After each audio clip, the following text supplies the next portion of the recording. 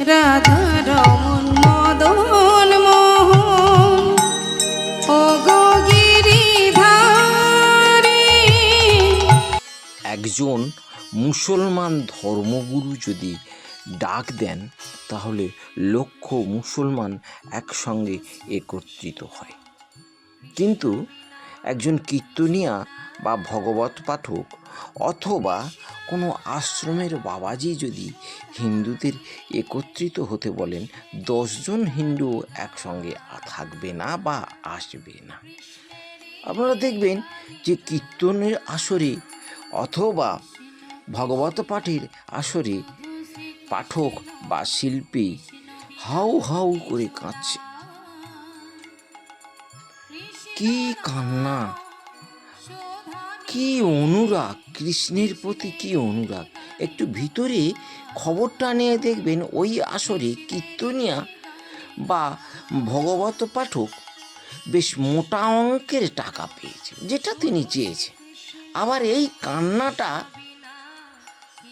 কান্নাটা থাকবে না যখন পেমেন্টের সময়, কীর্তন বা ভগবত পাঠ হয়ে যাওয়ার পরে যে টাকা দিতে হবে, তখন যদি আপনি 5,000 টাকা কম দেন তখন আর কান্নাটা থাকবে না, কৃষ্ণ অনুরাগের কান্নাটা থাকবে না, তখন রাগ এসে যাবে।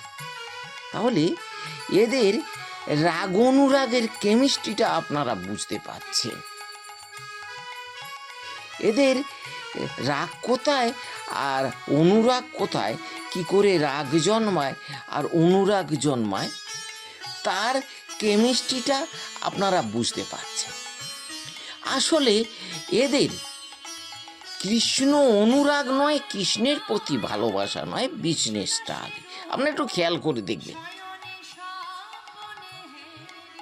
কীর্তনের আসরে বা ভগবতের আসরে পাঠক বা শিল্পী খুব ঘন ঘন মা ডাকে, ওমা ওমা ওমা, কতবার যে ওমা ওমা বলে।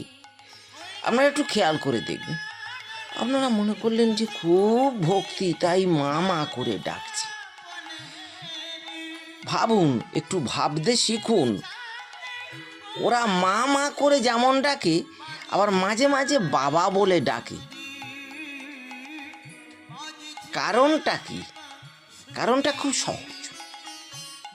যে কীর্তনের আসরে বা ভগবত পাঠের আসরে ওরা মানুষকে ঠকাচ্ছে, ওদের নিজস্ব মতবাদ বলছে, যুক্তিহীন ভিত্তিহীন মতবাদ বলছে, সেই আসরে দেখবেন মার সংখ্যাটা খুব বেশি থাকে। এই মাদের মধ্যে কেউ কিন্তু প্রফেসর, স্কুল মাস্টার বা শিক্ষিত ব্যক্তি বা কোনো অফিসার, কোনো বিদ্বৎজন নেই। যে মাগুলো আছে সেই মাগুলো কেউ প্রাইমারি স্কুলের গণ্ডি পার হয়নি। অতএব তাদেরকে বোঝাতে খুব একটা কষ্টকর হচ্ছে না, তাই ঘন ঘন মা ডাকছে। এই মা ডেকে বা অশিক্ষিত বাবা ডেকে ধর্মের কোনো লাভ হচ্ছে না, লাভ হচ্ছে তো ওদের। এই মা মা করে ডেকে দুহাত তুলে কেঁদে হিন্দু ধর্মাবলম্বীদের কি একত্রিত করা যাচ্ছে? করা যাচ্ছে না। কারণ যারা ধর্মগুরু, তাদের মধ্যে অনুরাগ নেই, কৃষ্ণ অনুরাগ নেই, ধর্মের প্রতি অনুরাগ নেই, ধর্মের প্রতি ভালোবাসা নেই। তারা অর্থের প্রতি ভালোবাসা, তাদের সংগঠনকে তৈরি করবার জন্যে, তাদের সংগঠনের অ্যাকাউন্টে যাতে মোটা টাকা পড়ে, কীর্তন করতে এসে যাতে মোটা টাকা পায়, ভগবত পাঠ করতে যাতে মোটা টাকা পায়, আসল উদ্দেশ্য হচ্ছে তাই। হিন্দুদের সার্বিক উন্নতি এদের উদ্দেশ্য নয়। হিন্দুদের সার্বিক উন্নতির একমাত্র একজনের উদ্দেশ্য ছিল, তিনি হলেন শ্রী চৈতন্য মহাপ্রভু। তিনি বুঝেছিলেন যে হিন্দু যদি এইভাবে বিচ্ছিন্ন হয়ে থাকে, কালী, গণেশ, লক্ষ্মী, সরস্বতী পূজা করতে থাকে, তাহলে হিন্দু ধর্মটা বিচ্ছিন্ন হয়ে যাবে, খণ্ড খণ্ড হয়ে যাবে।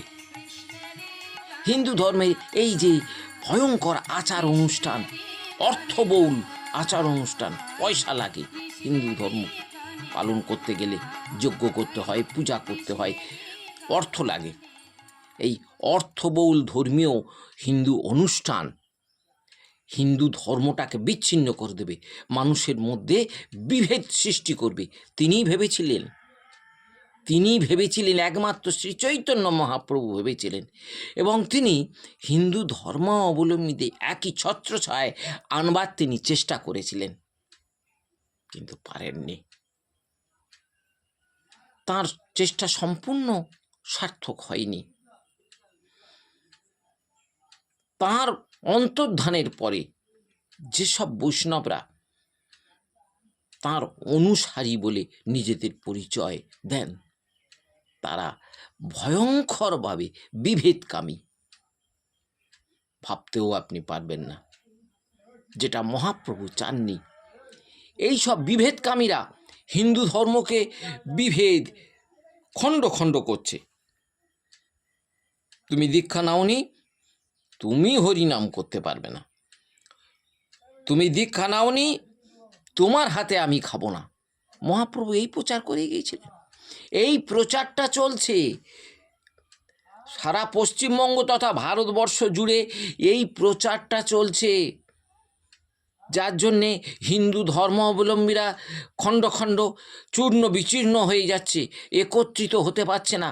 এর জন্যে সবচেয়ে বড় এই বৈষ্ণবরা, ভণ্ড বৈষ্ণবরা মহাপ্রভুর উদ্দেশ্যকে এরা চাপা দিয়ে নিজেদের উদ্দেশ্য সাধন করছে।